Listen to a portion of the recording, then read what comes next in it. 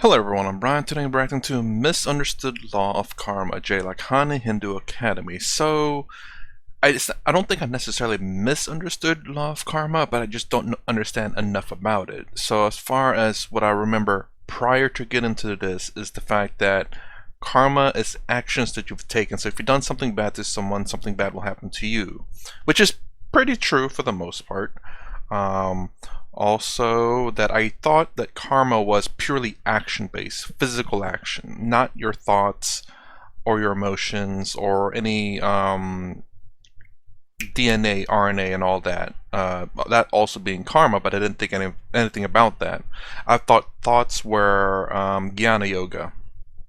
So, anyway, there's a lot of misunderstanding, and I'm trying to clear that up. So, let's go ahead and watch this.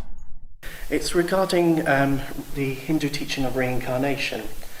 And how I understand some people, I'm not saying all people, use the word karma to say if you're born poor, you're at the bottom of the caste system, that's your fault, and therefore justifies them not politically trying to solve the issues of poverty. So I'd like to ask you, what do you understand reincarnation is? Can we use karma in a sense of in the now to end poverty, or do we say that's their problem? Thank you. You give a round of applause. I was hoping this. I will answer. Normally, I'll give you 2 or 3 minutes. This one I'll answer by 5 minutes because it's such an important question. First of all, reincarnation is a central feature of all the 4 Indian religions: Hinduism, Buddhism, Jainism, and Sikhism. It's central feature. You can't be Hindu without believing in reincarnation. Okay. But then we also have another issue, which is a central belief of the Hindus or all the Indian religions. By the way, all the Indic religions. Reincarnation and the law of karma are central for all the 4 Indian religions. Now what is this law of karma? Let me tidy up because the Hindus are very bad at this. The law of karma simply says we observe the universe around us and we see that objects and events are strongly intertwined. They follow in a particular manner. There is cause and effect, the way things unfold. This is just observation of the world that we see strongly intertwined through cause and effect, straightforward. My background is theoretical physics, and physics is just doing that, looking at the causal relationship. When you put certain things together, certain results will follow. So this is what science is all about, looking at causality, cause and effect. Fair enough, so far so good.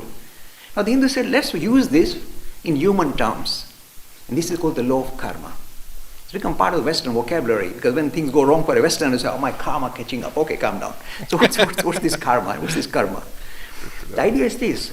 They said that if, for example, you are a disciplined individual, you pursue a particular project, and you've been very hardworking, like the little young lady there, then you'll succeed. You become a lecturer, professor, whatever, you'll succeed in your field because you put in so much effort. This is the simple idea of law of cause and effect. The activity you do will certainly have certain consequences that you have to bear. Simple as that. Sounds sensible, nothing so far wrong. But how have we got it wrong? This is what the gentleman has pointed out. We got it seriously wrong. 2 ways we got it seriously wrong. Number one, what you set into motion or try and achieve will certainly produce certain benefit and your contribution is there. But a lot of other things gang up again as well to bring about a result. Not only you working hard in studying your subject, your mom is dragging you to the tuition lesson, all this participates. A lot of other things gang up before a result takes place, before a consequence takes place. So it's not just your contribution that you get this. A lot of other things gang up either in your favor or against you. They gang up against you in many cases. You may be a very intelligent person, but things go so badly wrong, you can't study. So not your fault. Things gang up against you. The tsunami hits you, whatever. So things have a heavy, not just what you set into motion to catch up with you, but a lot of other things also contribute to the result. Not only you, your own contribution may be minuscule, maybe it's tiny.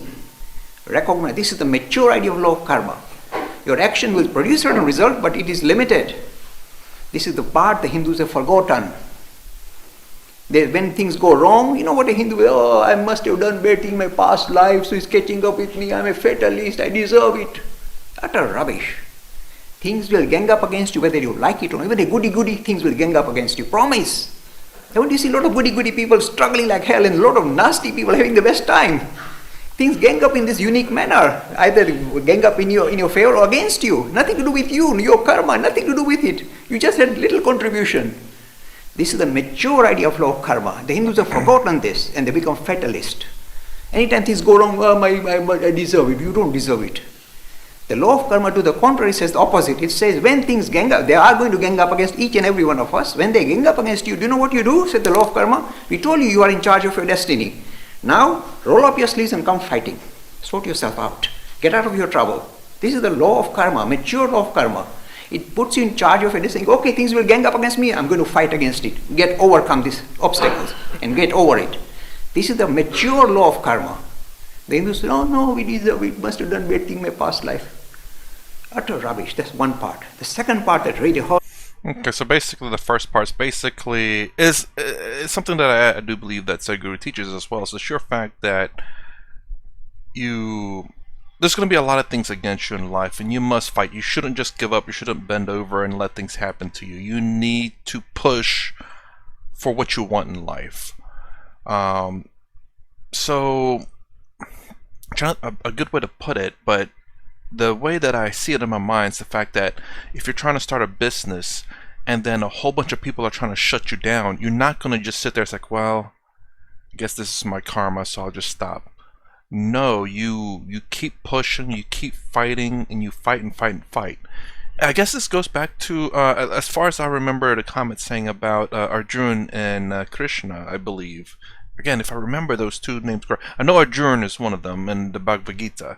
And the main theme of that, at least, again, from the comments that I read, was the fact that do not, what was that? You must play your role. Dharma, I believe that's the word. You must play your role. So basically, don't just give up. Don't do anything else. Play your role according to your role. I don't know how else to say that. Play your part according to your role. If you're going to start your business, play it accordingly.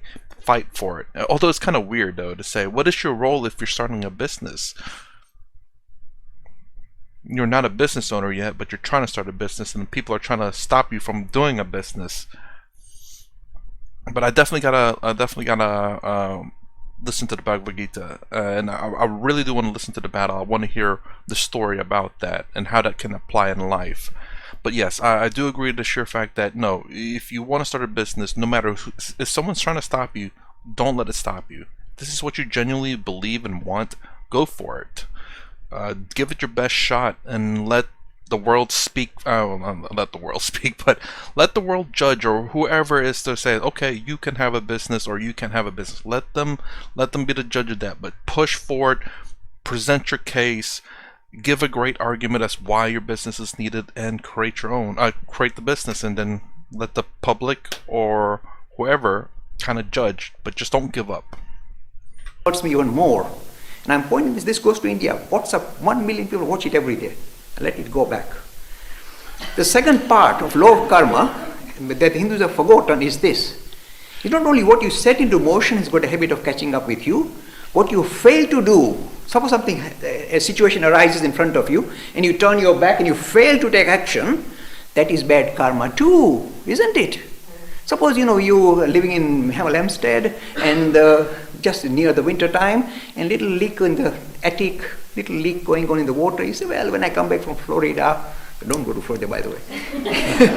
When I come back from Florida, I'll get it repaired. And you go away in the severe winter and the pipe bursts, and when you come back, your house is swimming pool. Who is to blame? You, because you saw an issue in front of you, turned your back. So you got whacked. This is the second part of law of karma. Not only what you set into motion is going to catch up with you, what you fail to do is going to catch up and whack you as well. Remember, this is the second part. Again, the Hindus have forgotten completely. This is why, do you know why you have such a huge difference between haves and have-nots in India today? Why today? Law of karma misunderstood, severely misunderstood. I'm promising you this. Suppose you go to India today, suppose you go to friends, family, you go there, your party, and you got wedding and all these flowers and all this feasting and dancing and all that going on. So far, so good. Then you step out of the house of your relation and you see a little destitute girl standing there, hungry, destitute, no protection, no money, no food, looking at the festivities.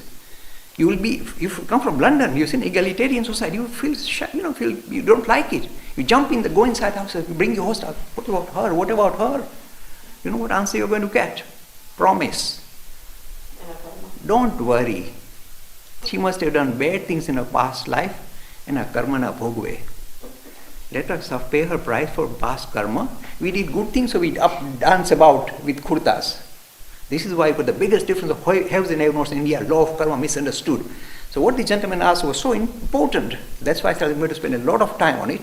This message has to go back to modern India, that you misunderstood your own religion.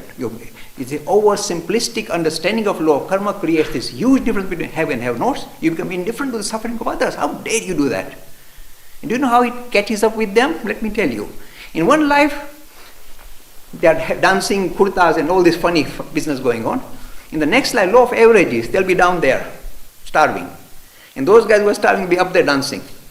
The solution has not come about. You're still left this big gap. And it's going to hit you. I told you. When you ignore a situation in front of your eyes, it's going to come and bite you. This is how they pay a price. Just switch from here to there. If you reduce this gap right from day one, it doesn't matter the difference whether you're born here or there. You're okay. You've got a big car, I've got a small car. My car. How about that?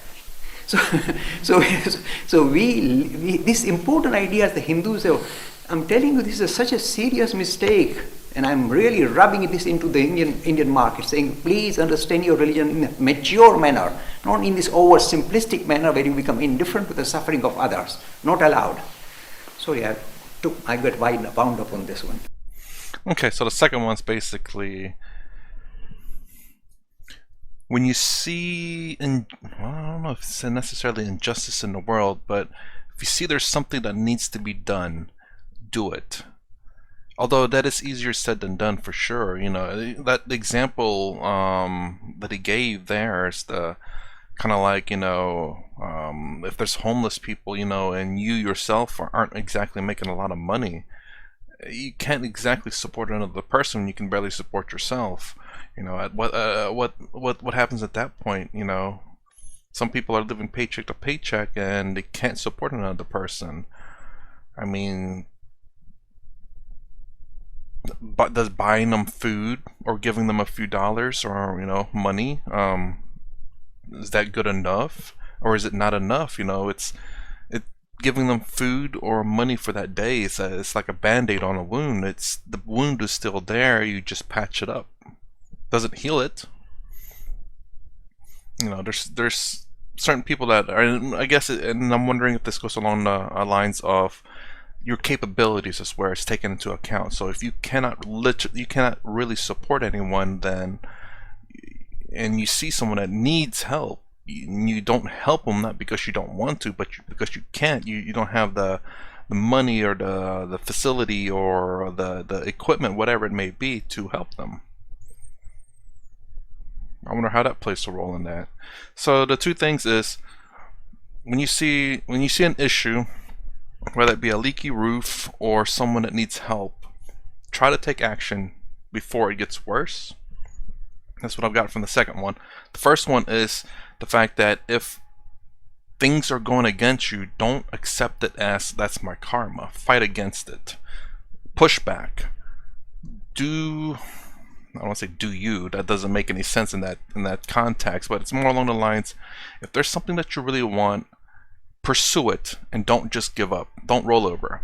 Fight, not physically, but do what it takes to become successful at whatever it is that you're trying to do, even if people are against you. Of course, non-physical. And have good, well, this is kind of odd, but have good arguments or reason why you think what you're doing is good. So don't just do it thinking that it's good without any real good reasons for it. I suppose that's my opinion, though. That part's my opinion. But regardless, if there's a business that you want to do, a painting or whatever it may be, and you genuinely believe in it, don't let people stop you necessarily. Give a good reason why. Have a good reason why you want to do it, and then push for it. And then once it's out of your hands, whether it be the government that will permit it or the group or whatever the case may be, then leave it up to that, and at least you gave it your best shot. Alright, that's my reaction to Misunderstood Law of Karma. There is still so much to learn, because a lot of it so far has been touched on the things that I kind of know about.